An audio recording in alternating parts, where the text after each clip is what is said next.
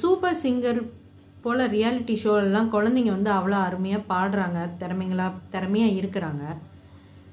பெரியவங்கள்லாம் நிறைய பயிற்சி பெறுறாங்க. அவங்களுக்கே அந்த மாதிரி திறமை இல்லை, அந்த மாதிரி கிடைக்கல. இவ்வளோ சின்ன வயசில் இவங்க பாடுறாங்கன்னா இது எதனால? ஏன் அப்படி அவங்களுக்கு அந்த திறமை வந்தது? சூப்பர், அற்புதமான கேள்வி. ஒருவர் சித்திரமும் கைப்பழக்கம் செந்தமிழும் நாப்பழக்கம்னு சொல்லுவாங்க. அந்த மாதிரி பாரதியார் கூட சொல்லியிருக்கார். ஸோ ஒரு ஆளுக்கு வந்து எல்லாமே பயிற்சினால் கிடைக்கும் அப்படின்னு சொல்கிறாங்க. இன்றைக்கும் பல பேர் பயிற்சி பண்ணி பெரிய பெரிய சாதனையெல்லாம் பண்ணுறாங்க. அதெல்லாம் ஓகே. ஆனால்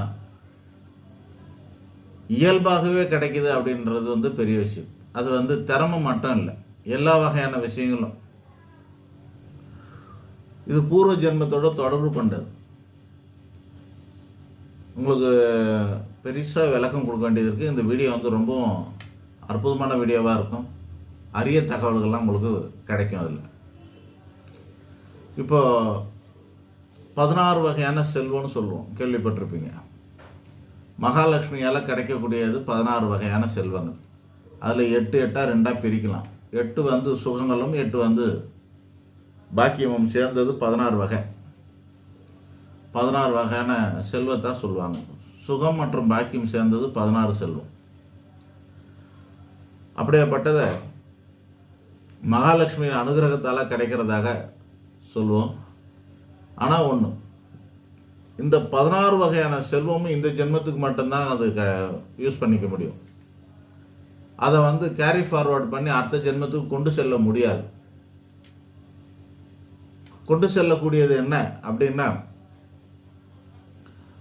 கர்மா, எண்ணப்பதிவு. இது 2 மட்டும் தான் அடுத்த ஜென்மத்துக்கு நம்ம கேரி ஃபார்வர்ட் பண்ணுவோம். ஒரு மனுஷன் இறக்குறான் அப்படின்னா அவனுடைய உடல் இறந்து போகுதுன்னு அர்த்தம். உயிர் உடல்லேருந்து பிரிஞ்சு போகுதுன்னு அர்த்தம். ஆத்மா வெளியேறி அழிவில்லாத ஆத்மா இன்னொரு உடலை தேடி போய் அதுக்கான காலம் வரும்போது இன்னொரு உடலில் புகுந்து இன்னொரு ஜென்மம் எடுக்குது. இது ஆத்மா.